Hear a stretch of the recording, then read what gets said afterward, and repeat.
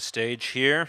Once again, we will have an opening statement from Coach Lloyd. We'll take questions for the players first, and we'll let them go and then take questions for Coach. But Coach Lloyd, whenever you're ready. Obviously it was a great game, and tons of respect for Oregon and Coach Altman.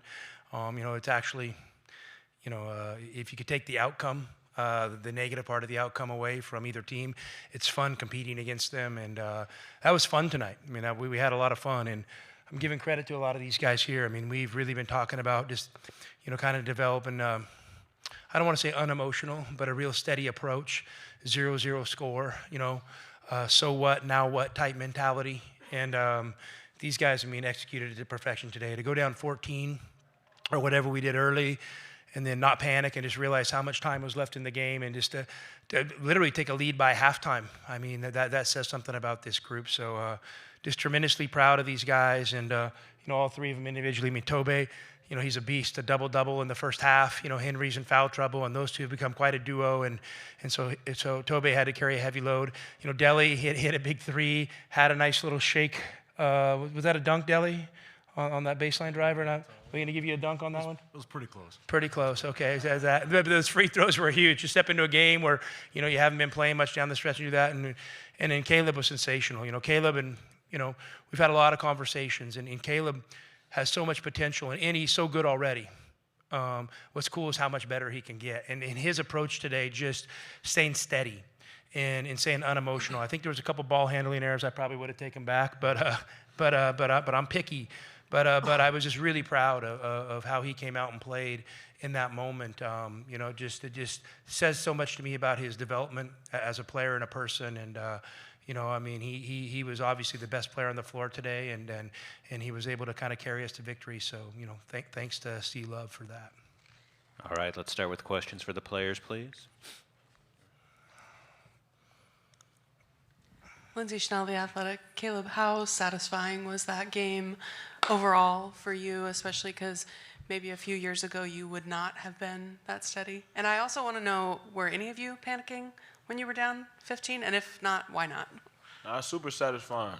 Just knowing that this group, what we went through, the adversity, it's built us for these moments. And, us going down early, we never panicked. We never, altered any, thing. And I just think we were so poised throughout that whole game, and nobody was worried about anything but finishing out the game and winning the game. And so I give credit to my teammates, our coaches. They had a great game plan coming into the game, and it was shaky early, but that's what these games are about. You're gonna face adversity, but how do you bounce back? And like Coach said, we got a so what, now what mentality, and that's what came out tonight.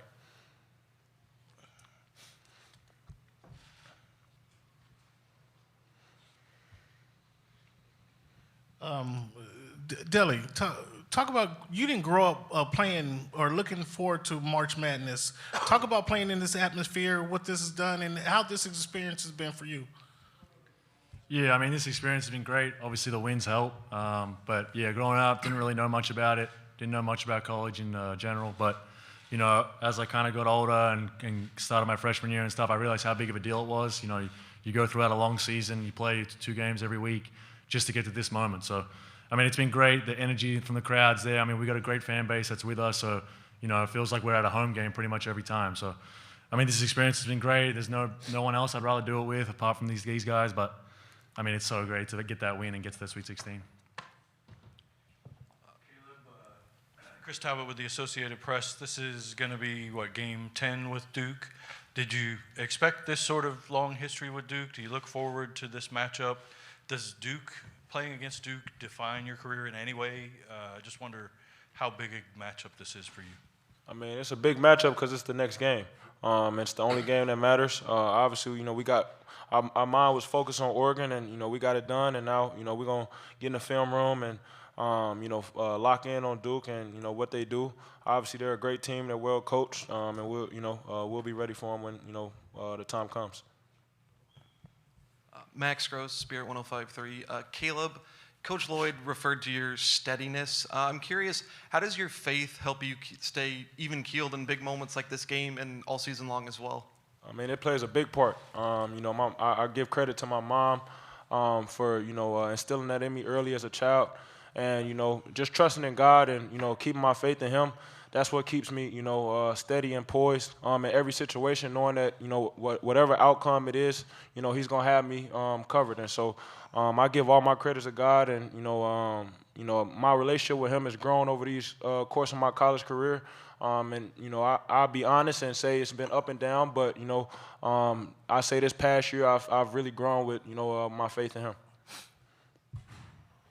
Tommy Masvidal with the CascadesSports.net. I'm wondering if you could just talk about what kind of a leader Caleb is, and then Anthony, if you could answer that question as well. Yeah, I mean, Caleb's really grown into his leadership role. I think that he was, as a young player, the spotlight was on him in such a way that the highest of highs and the lowest of lows, and I think for a long portion of his career, Caleb kind of had to just take care of himself. Which is I totally get and I totally understand, but this year I've really seen him kind of like grow into that leader role and be more mature about it. He's unbelievable with his teammates. I mean, I get asked a lot what it's like to coach Caleb, and I tell him it's really simple. I've never had one bad experience. Never had one bad experience. I've never had one, talk back, never had one bad body language with me, never had anything like that. So, I mean, he's been a great gentleman for me to coach. And I don't know if people, people that have this perception of him otherwise just don't know him. So, I'm really proud of the leader he's become. And, and I told Caleb, like, coming into this tournament, even this tournament's not going to define his career or make his life better. I mean, he's been through so much already. He's so ready for the next step. I think, when this college thing ends for him, I'll be sad because I'm going to lose a great player, but I'm also going to be happy for him. And I think he's going to have a sense of relief, and he's going to kind of, a burden is going to be lifted from him in his life, and he's going to be able to move forward into his next phase of his life and his basketball career. And I don't see any way he's going to be denied from reaching his dreams. Yeah, obviously coming in, you hear all these preconceived notions about, UNC and Caleb and kind of that whole deal. But for me, I never, judged him, never had any thoughts of my own until I want to meet him myself and get the real deal. And I think people don't have that because they're not able to get the chance to meet him and get to really know him. So, I mean, on the court throughout this year, I mean, we've been super connected just in the fact that, we play similar position. We're getting cross-matched and doing different reps, and we'll work out every day together, every morning. Like, I'm probably the closest with him. Like, he's unbelievable leader, whether it's voice or it's his actions or whether it's like him leading the way or as simple as him being in a timeout and telling everyone to calm down and relax because we got this. Like you said in that 14 or 15 point deficit, how are we so poised? We're poised because guys like Caleb that have the stage like that are able to stay calm, makes everyone else calm. So that's a credit to Caleb. That's a credit to how he's kind of been, brought up and stuff like that. But if you want to describe him as a leader, that's how I would describe him. He steadies the ship for everyone. Hey guys, how about some questions for Tobe? I mean, you guys have to. And this dude, I'm telling you, he's a badass, and I love him to death. You've never met a bigger gentleman in your life. I mean, he's a 4.0 student. I mean, I think, right? No, for sure. Yeah, it's close, but I mean, does everything in his life, anything's associated with his name, is done with quality and class. And you might not know that by the way he plays because he's rugged and he kicks ass out there, but this is one of the best human beings I've ever met. So I think you guys need to get to know him a little bit. Tommy, you've pressured me into asking a two-part question now. For Tobe, what did you feel like you guys did really well to sort of keep Nate Biddle kind of under control and from not getting as many touches in the paint maybe as he has previously? And then for Caleb, you were the only one here last year that played Oregon when it was a Pac-12 game. Did that feel like almost like you guys were in Vegas at the Pac-12 tournament playing with sort of the atmosphere and everything? I mean, just a credit to the coaching staff. They did a great job in terms of scout, knowing, what he likes to do. I think on our part, me and Henry did a good job of sort of chesting him up, making his catches difficult. PK earlier today did a great job of just sort of giving me the rundown of what he likes to do in the post, what his go-to move is, what his counter is, and things like that. So, we had a great preparation, during shoot-around, and I think all that really helped, in game. And PK is Szymek Karnowski, the old Zeg Polish hammer, and he's a stud. So no, but hey, listen, Nate Biddle's a great player. We couldn't keep him off his left shoulder. I mean, we tried, but he just is. he's got a way of getting to it, and he kind of has an awkwardness to that hook shot, but man, it's so effective. So, just tip our hat to him, and his player development's really been cool to watch. Let's let the players go and take a couple more questions for Coach, and then we'll wrap it up. All right, guys, get out of here.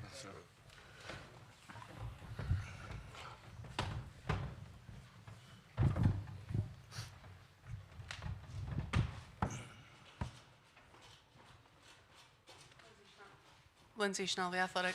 Tommy, I don't think you're much of a screamer anyway, but I wondered when you guys were down 15 and you're in the huddle, are you thinking like, I need to yell at them to wake them up, or just being calm? I mean, no, I don't think so. I mean, I'm obviously, you kind of blank out in some of those moments, but I just think we wanted to stay steady. I knew there was so much time in the game and so many possessions. You just didn't want to dig a deeper hole. And I felt like if we cut it to, 9, then 7. I mean, I've been in so many of those games where I've been on the other end of them.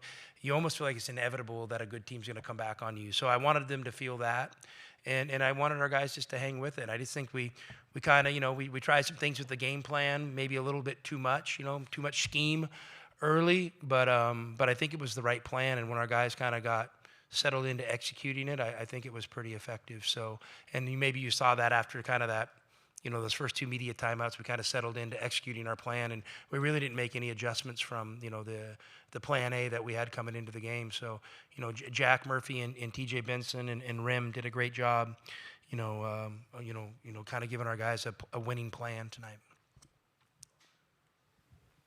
Coach, Chris Talbot from the Associated Press.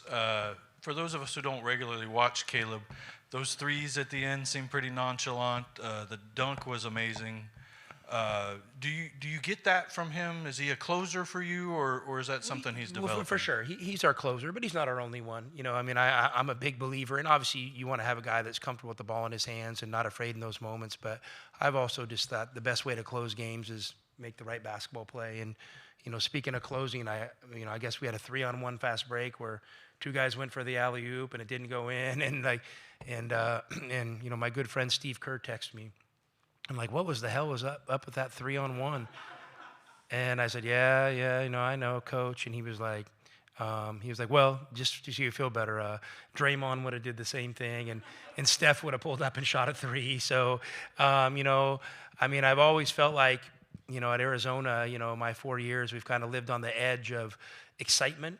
And, maybe there's times I wish we had a little bit more conservative approach to things, but I also think that let it rip mentality is kind of who we are, and I think it's provided way more positives and way more benefits than negatives for us. So,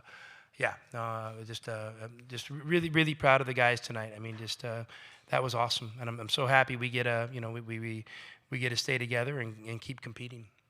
Last question here. Jason Shear, Wildcat Authority. I know he had the late turnover, but generally speaking tonight, throughout the season, Jaden Bradley's been kind of a calming presence.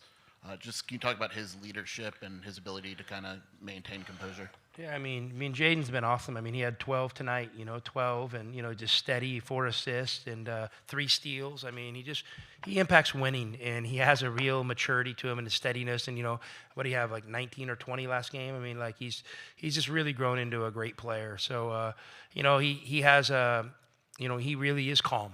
He really is calm. I even had a ref come up to me last game and say, hey, I'm having problems with 0. I'm like, what? Like, him? Like, I'm not used to guys saying that. He's usually so calm and really doesn't interact with the officials. So, Jaden's the consummate point guard, and he's a great point guard. We're lucky to have him, and I'm really proud of how he's developing a player and how he competes, and for him to kind of be kind of the silent leader of our team. All right, thank you very much, Coach. Thank you, guys.